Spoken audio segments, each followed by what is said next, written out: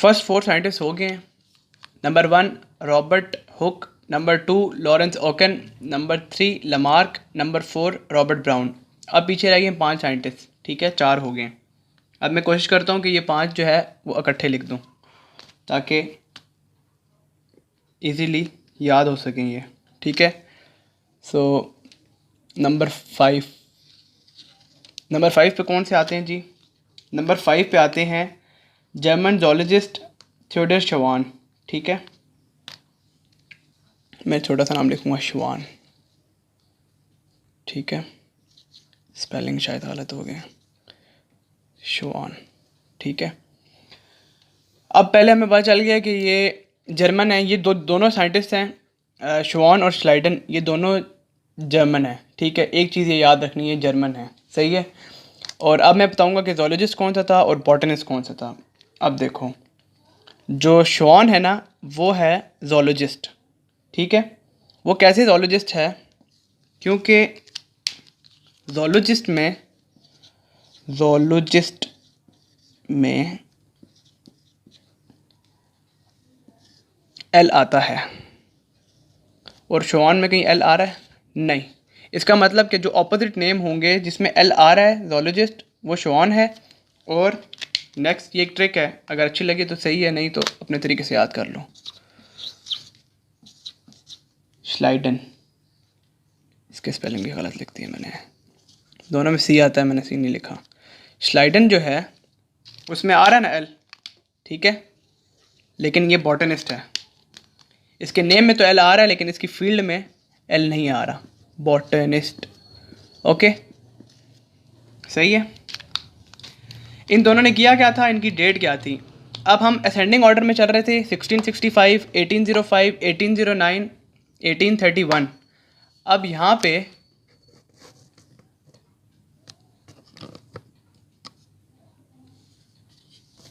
Sorry,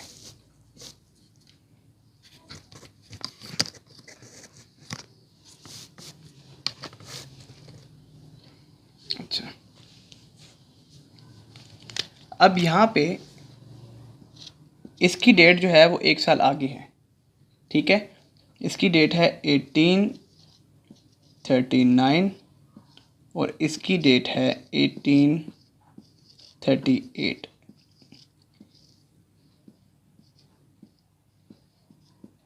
ये एक trend है जो उल्टा जा रहा है, ठीक है। बाकी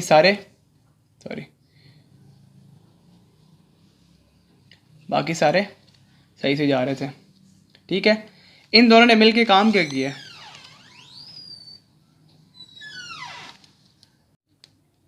इन दोनों ने मिलके सेल थ्योरी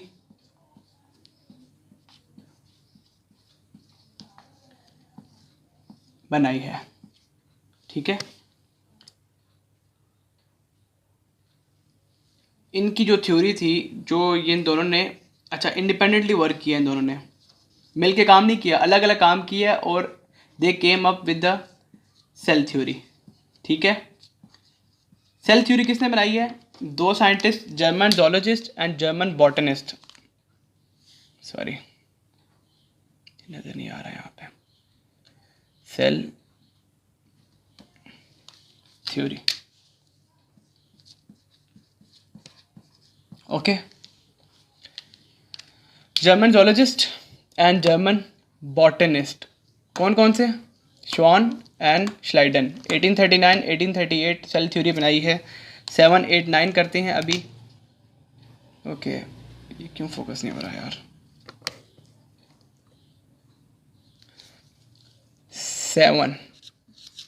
7 पे आते हैं जी, Rudolf virtue,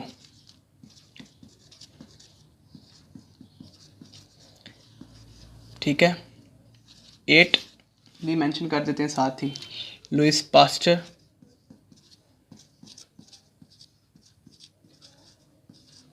number 9 August Weismann. Dates इनकी याद रखनी है और काम किया क्या ये भी याद रखना है, ज़रूरी है ये।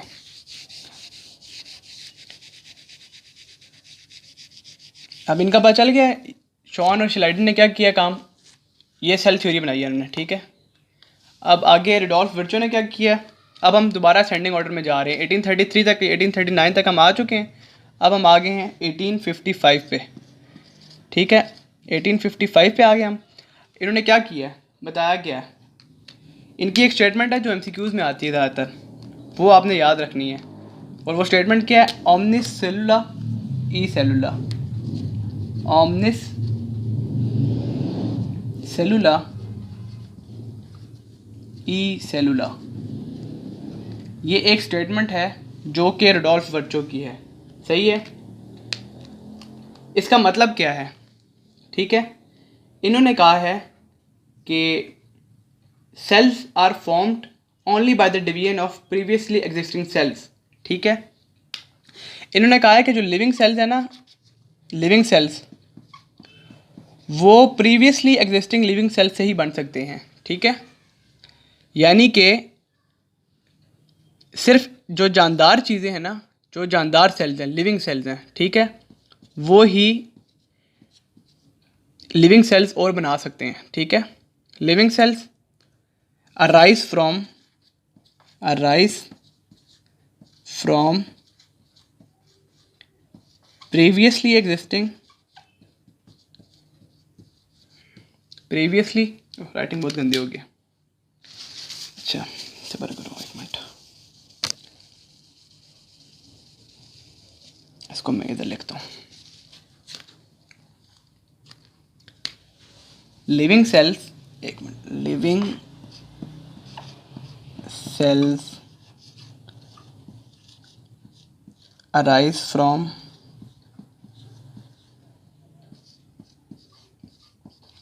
previously existing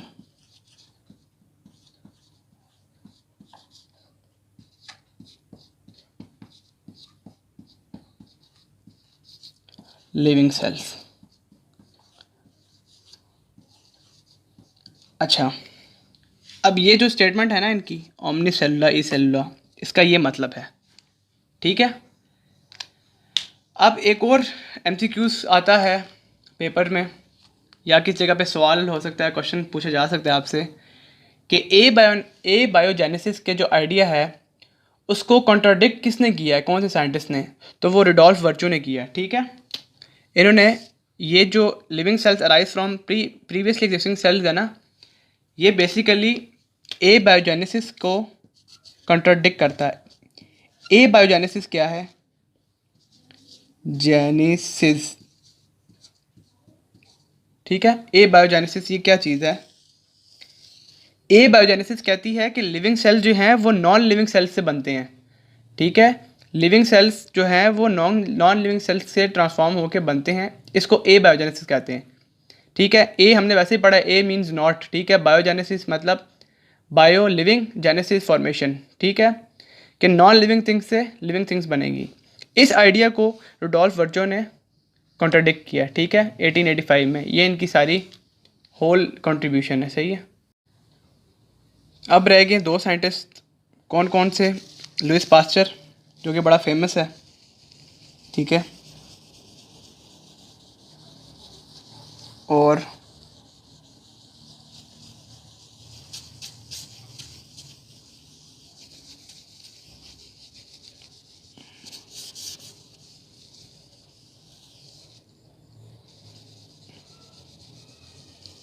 ऑगस्ट वीजमैन, ठीक है, लुइस पास्चर और ऑगस्ट वीजमैन।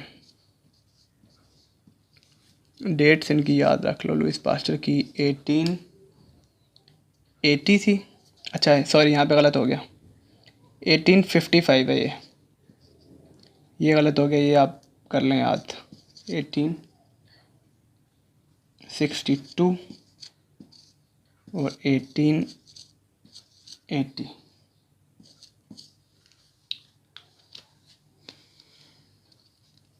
लुइस पास्चर ने रुडोल्फ वर्चो का जो कॉन्सेप्ट था ओमनी सेलुला ए सेलुला, इसको लाइव एक्सपेरिमेंट के ज़रिए प्रूव किया था, एक्सपेरिमेंट, ठीक है, एक्सपेरिमेंट। यहाँ पे फिर नज़र नहीं आ रहा यार। एक्सपेरिमेंट के ज़रिए प्रूव किया था लुइस पास्टर ने, किसके कॉन्सेप्ट को? रुडोल्फ विर्चो के। Using what? Using micro organism, bacteria के थ्रू इसने ये चीज़ प्रूव की थी, ठीक है, कि सिर्फ लिविंग जो बैक्टीरिया हैं उन्हीं के ज़रिए लिविंग बैक्टीरिया बन सकते हैं, ठीक है, ठीक है। यानी बैक्टीरिया की मदद से ही बैक्टीरिया बन सकते हैं, ठीक है, किसी और चीज़ की वजह से नहीं बन सकते, किसी नॉन लिविंग थिंग की वजह से नहीं बन सकते। फॉर एग्जांपल लकड़ी की वजह से बैक्टीरिया नहीं बनेंगे, प्रीवियसली एग्जिस्टिंग जो बैक्टीरिया होंगे उसी की वजह से बैक्टीरिया बनेंगे, ठीक है। इसको इसने लाइव एक्सपेरिमेंट के ज़रिए प्रूव किया था, रुडोल्फ विर्चो की ओमनी सेलुलर ई सेलुलर वाली स्टेटमेंट को, ठीक है। ऑगस्ट वीजमैन, इन्होंने क्या किया था जी?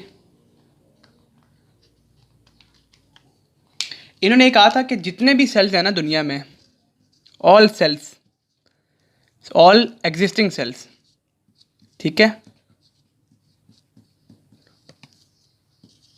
उनका एक कॉमन ओरिजिन है, कॉमन ओरिजिन, सही है। उन्होंने कहा था एक कॉमन ओरिजिन है, यानी कि बेसिकली ये सारे सेल्स जो हैं वो कहीं पीछे एंसेस्ट्रली एक ही जगह से आ रहे हैं, ठीक है।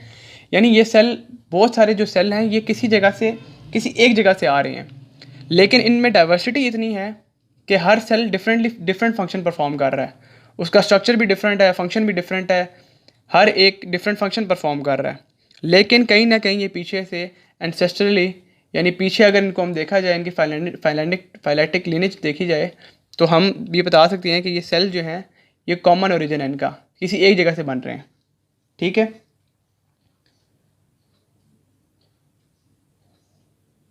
ये टोटल कितने साइंटिस्ट हो गए? 9 साइंटिस्ट।